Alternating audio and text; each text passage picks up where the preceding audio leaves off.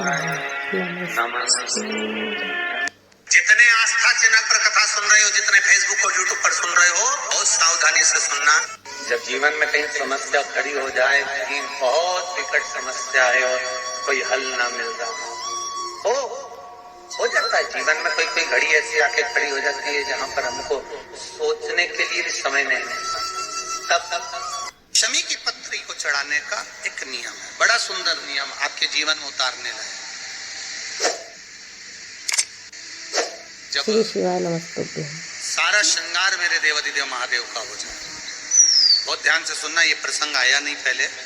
आज अगर किसी कार्य के लिए जा रहे हैं और वो कार्य में बार बार अटकल आ रही है, वो कार्य तुम्हारा होना चाहिए और तुम लगे हो कि मुझे ये चीज होगी, ये निश्चित है।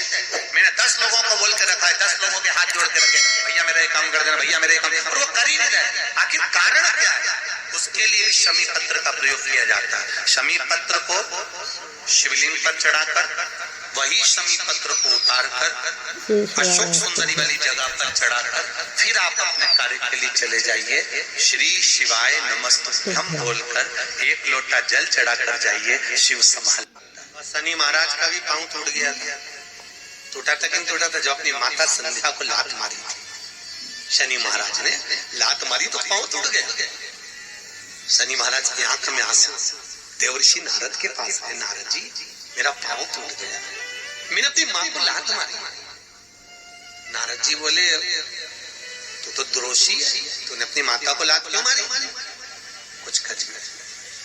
कोई देवता नहीं अपनाया। तब भगवान नारद जी ने कहा शंकर जी के शिवलिंग की स्थापना कर, उसकी पूजन कर। जहाँ काशी विश्वनाथ के मंदिर आप लोग जाते हो, जिस विश्वनाथ का दर्शन करते हो, ये काशी का विश्वनाथ का प्राण प्रतिष्ठा शनि महाराज ने करी थी। शनि महाराज के हाथ का शिवलिंग और शिवलिंग की स्थापना कर शनि महाराज ने भगवान शंकर से मांगा। शिव जी प्रकट हुए, मांगो शनि, तुमको क्या चाहिए? शनि महाराज ने कहा मेरा पांव टूट गया, आप कृपा करिए। भगवान शंकर ने कहा शनि तूने मेरा भजन करा है, जा तेरा पांव तो जुड़ेगा, पर पांव में थोड़ी लचकता तेरी बनी रही। दुनिया के लोगों को शनि लगता है और शनि को शंकर लगता है। दुनिया के लोगों को शनि लगता है, शनि को शंकर। इसलिए आज भी नियम है कि काशी विश्वनाथ का नाम लेकर एक काजल की डिब्बी को लीजिए। अगर किसी को शनि लग गया हो, कोई प्रॉपर्टी का काम कर रहे हो, कोई व्यापार करते हो और व्यापार नहीं चल रहा, बहुत अड़चने आ रही है, कोई ना कोई परेशानी पे परेशानी आ रही है, एक काजल की डिब्बी लो, काजल की डिब्बी लो, काशी विश्वनाथ का नाम लो और 21 बार उतारो और उतार कर किसी पेड़ के नीचे तक खड्डा खोद कर उसको दबा दीजिए। आपका काम यूं सफलता की ओर बढ़ना चालू हो जाएगा। शनि की कुदृष्टि समाप्त, 7.5 ढैया समाप्त, परेशानी समस्या नहीं। जिस समस्या का कोई निदान नहीं, हर समस्या का निदान है, पर निदान किसी दूसरे के पास नहीं, निदान केवल मेरे भोले नाथ के पास में है। आपको अगर किसी समस्या का सफल आनंद चाहिए तो शंकर की शरण में जाओ। आपको सीहोर आने की भी जरूरत नहीं है, आपको हमसे मिलने की जरूरत नहीं है, आपको पंडित प्रदीप मिश्रा के पास नहीं आना, आपको किसी बाबा जोगी के पास नहीं जाना, आपको किसी के बेल भभूति लेने नहीं जाना, आपको तो शिव के पास जाना। जो शंकर की वस्तु है उसको स्वीकार करो, बस शंकर की वस्तु को स्वीकारिए। शिव महापुराण की कथा तो यहां तक कहती है, यहां तक वर्णन कर रही है, जिस व्यक्ति की नौकरी नहीं लगती, सर्विस नहीं लगती, हर जगह पर अप्लाई कर रहा है, बार बार इंटरव्यू देने जा रहा है, लगातार उसको अगर सफलता प्राप्ति नहीं हो रही है तो धतूरा ढूंढो। धतूरा कहीं बाजार में नहीं मिलेगा, किसी वृक्ष से धतूरा तोड़ लिया, कुछ मत चढ़ा, तू शंकर जी के मंदिर में जाकर तेरा नाम और गोत्र बोल और शिव जी को धतूरा चढ़ाना चालू कर दे और बाबा से विनती कर, धतूरा चढ़ाना चालू कर। अब धतूरा कोई बहुत कीमती होता है क्या? बहुत पैसे का मिलेगा क्या? कहीं पे मिल जाएगा। धतूरा तोड़ और चढ़ा शंकर जी को। रोज नियम बना ले कि एक धतूरा मैं शंकर जी को चढ़ाऊंगा, प्रतिदिन चढ़ाऊंगा, शिव जी से जाकर निवेदन करूंगा प्रतिदिन। शंकर जी की प्रिय वस्तु में धतूरा, बेलपत्र आदि कादि की तो है क्या? वही धतूरा जिसके यहाँ तू इंटरव्यू देने जा रहा है उसी के सिर पे चढ़ गया, जो तूने शिव जी के चढ़ाया वही धतूरा वहां चढ़ा है, तो क्यों चिंता करता है? ये तकलीफ, ये कष्ट, परेशानियां, दुख जो मृत्यु लोक में जन्मा है उसको आना ही है। बहुत ध्यान लगाइएगा इस बात के लिए कहीं किसी ढोंग में और किसी प्रपंच में या कहीं इधर उधर के चक्कर में मत पड़ जाना कि कोई तुम्हारा दुख मिटा देगा। तुम्हारा दुख मिटाने वाला कोई दूसरा नहीं होगा। तुम्हारे कर्म का भोग तुम्हें भोगना है। हर महीने आता जब आपके हृदय में कभी कोई बात आ जाए कि बाबा आज मेरा मन ये कह रहा है और आपको सुनना है बाबा, आपको स्वीकारना है बाबा, आपको मेरे मन की बात जानना है बाबा, बस हाथ में चंदन लगाया, बेलपत्री का भाग इस तरह से पकड़कर शिव जी से अपने हृदय की बात कहकर, मेरे देवादिदेव महादेव से दिल से कहकर, अशोक सुंदरी वाली जो जगह होती है आपको बताया है, अशोक सुंदरी का जो स्थान होता है ये शिवलिंग या अशोक सुंदरी की जगह, इस बेलपत्र को अशोक सुंदरी वाली जगह। जितने आस्था चैनल पर कथा सुन रहे हो, जितने फेसबुक और यूट्यूब पर सुन रहे हो, बहुत सावधानी से सुनना। 2 बार पशुपति व्रत कर लिए, आपने ये कर लिया, आपने प्रदोष कर लिया, आपने सोमवार कर लिया, आपने सारे अनुष्ठान कर लिए। शिव की कथा कहती है, ब्राह्मण देव ने धर्म पत्नी कहती है तुम्हें कोई कमी पड़े तो मुझे बताओ, मैं आपको दे देती हूँ भाग। पर ब्राह्मण देव तो ब्राह्मण देव थे, जो लाते थे वो दान पुण्य संकीर्तन में लगा देते थे। एक दिन शाम का समय, प्रदोष का दिन, ओम नमः शिवाय। दोस्तों, हर हर महादेव। प्रदोष का दिन, प्रदोष काल, अब पंडित प्रदीप मिश्रा जी के शाम का समय, भगवान देवादिदेव महादेव माँ जगतजननी पार्वती जी के साथ में भ्रमण करने। देखिए, अगर प्रदोष का व्रत नहीं कर सकते, श्री शिवाय नमस्ते, प्रदोष के दिन आप व्रत नहीं कर सकते, मान लो आपसे भूखा नहीं रहा जाए, प्रदोष का व्रत नहीं कर सकते, प्रदोष के दिन आप भूखे नहीं रह सकते, मंदिर भी नहीं जा सकते, दिया भी नहीं लगा सकते, तो शिव महापुराण की कथा कहती है कि प्रदोष के दिन, प्रदोष काल में अपने ही दरवाजे के पास देवादिदेव महादेव का स्मरण कर लक्ष्मी की वृद्धि के लिए, कार्य सिद्धि के लिए, संपदा को प्राप्त करने के लिए आप अपने ही दरवाजे के पास में एक दीप लगा सकते हो। कौन से दिन? प्रदोष के। एक बात और अच्छे से समझ लीजिए, जो बच्चे चिड़चिड़े होते हैं, चाहे घर में बेटे हों, बहुएं हों, सास हो, ससुर हो, परिवार में छोटे छोटे बच्चे हों, चिड़चिड़ प्रवृत्ति करते हो या चिड़चिड़ा स्वभाव हो, जरा जरा सी बात में क्रोध आ जाता हो, बोलने का भान नहीं रह पाता हो, शब्दों के बाण चलते हो, तो महाराज प्रदोष के दिन, प्रदोष काल में बेलपत्री के पेड़ के नीचे एक जो पत्ता आपके पास में हो, पान का मिल जाए तो पान का, पीपल का मिल जाए तो पीपल का, बेलपत्र का मिल जाए तो बेलपत्र का, उस पत्ते पर मात्र थोड़ा सा शहद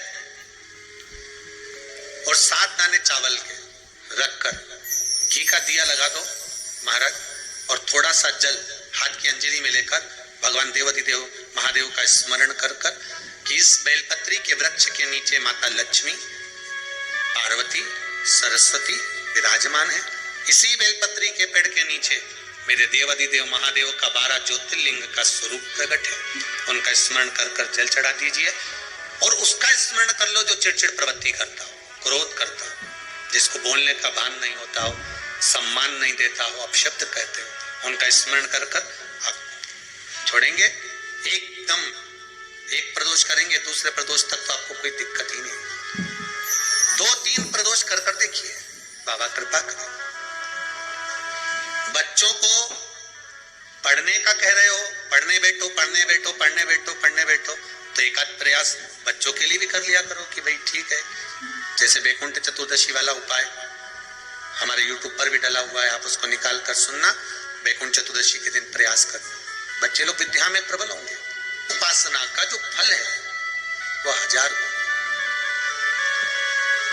ब्राह्मण देवता आज मंदिर के दरवाजे पर बैठे हुए थे, मंदिर की बुआरी लगाकर बेलपत्री को उठाकर एक बोरे में, एक बारदान में में भर रहे थे। एक बारदान में, एक बोरे में, एक झोले में भर रहे हैं। पहले भी कथा में काज फिर कहते हैं, शिव मंदिर में जल बाद में चढ़ाना, शंकर के मंदिर में जाकर पंचामृत स्नान बाद में कराना, शंकर जी के मंदिर में जाकर पूजन बाद में करना, पहले थाली एक और रखकर शिव मंदिर में झाड़ू पोछा या जो बेलपत्री निर्माल्य जो भी रखा हो उतरा हुआ सामान उसको भरकर कहीं एक और जहां मंदिर वाले रखते हो वहां ले जाकर रख दो, झाड़ू पोछा एक बार जरूर। इस ब्राह्मण के चरित्र को सुनिए जो शिव महापुराण में वर्णन किया। कार्तिक महात्म की कथा कर रही है। कार्तिक मास में पड़ने वाले प्रदोष के दिन महाराज वो ब्राह्मण बेलपत्री को उठा उठा कर बारदान में भर रहा था।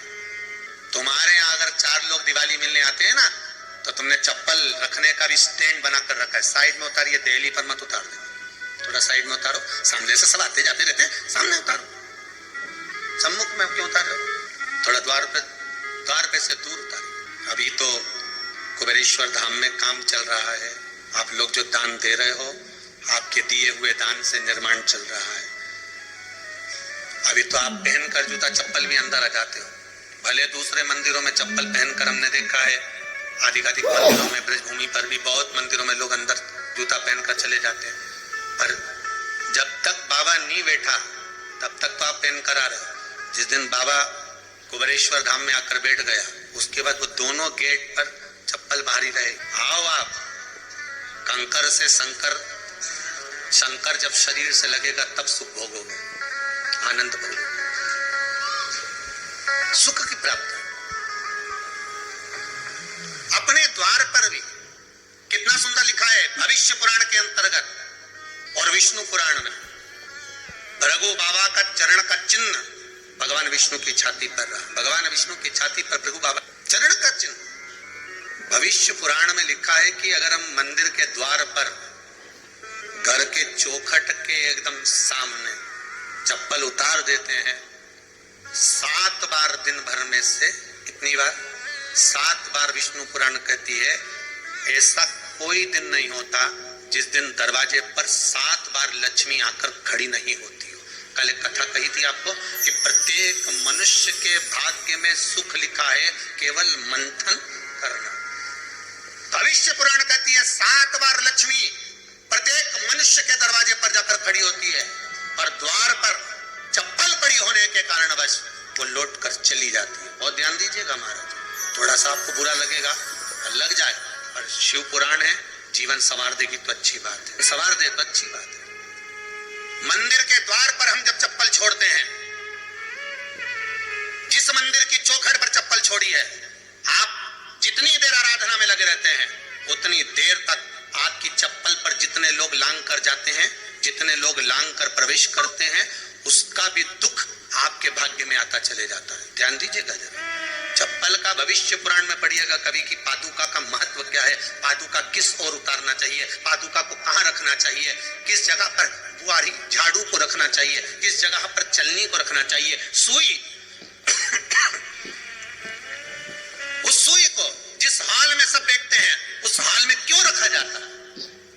सुई तो इतनी सी है, पर जिस हाल में सब बैठते हैं उस हाल में ना तो झाड़ू रखते हैं, उस हाल में ना चलनी रखते हैं। भैया क्यों नहीं रखते? कारण क्या है कि जिस हाल में सब बैठकर बात करें, आवक जावक की बात हो, व्यापार की बात हो, लक्ष्मी की बात हो, प्रेम स्नेह की बात हो, आपस में बैठकर सब चर्चा कर रहे हो, अगर वहां छलनी होगी, झाड़ू होगी तो बैठे बैठे बात करने में विवाद चालू हो जाएगा। 15-20 मिनट तुमने बहुत प्रेम की बात करी, अच्छे से बात करी, पति पत्नी बहुत प्रेम की बात कर रहे थे, मालूम पड़े बात करते करते से कब झगड़ा उत्पन्न हो जाए तो समझ में नहीं आया। हमारी बहू को क्या हो जाता है, बैठे बैठे बात करते करते झगड़ा कर देती है, जरा सी बात में झगड़ा चालू हो जाता है। कारण क्या है? जिस हाल में तुम बैठ रहे हो, जिस कमरे में तुम चर्चा करते, बात करते, चित्त करते, आपस में बैठकर सब लोग एक दूसरे के बातचीत करने बैठे, आय व्यय देखने बैठे, दुकान व्यापार की बात करने बैठे, उस जगह पर भी झगड़े का क्रम कहां से आ गया? एक ना एक का मुंह क्यों फूल गया? कारण क्या था? कोई बात टेंशन क्यों आ रहा है? मतलब उस हॉल में या तो चलनी रखी है या झाड़ू रखी है, भले तुमने सोफे के नीचे फंसा दियो, भले तुमने पीछे फंसा दियो, पर पड़ी जरूर है, रखी जरूर है, कहीं ना कहीं पड़ी होगी। क्यों कहते हैं कि जिस हॉल में आप बैठ रहे हो, जहां पर आप संपदा की बात कर रहे हो, दौलत की बात कर रहे हो, व्यापार की बात कर रहे हो, व्यवसाय की बात कर रहे हो, उस हाल में अगर कहीं कैलेंडर टंगा ऐसा रखा हो, कोई पर्दा ऐसा लगा हो, कोई चीज ऐसी लगी हो, तो उसमें एक सुई उसमें रख दीजिए। क्यों कहते हैं?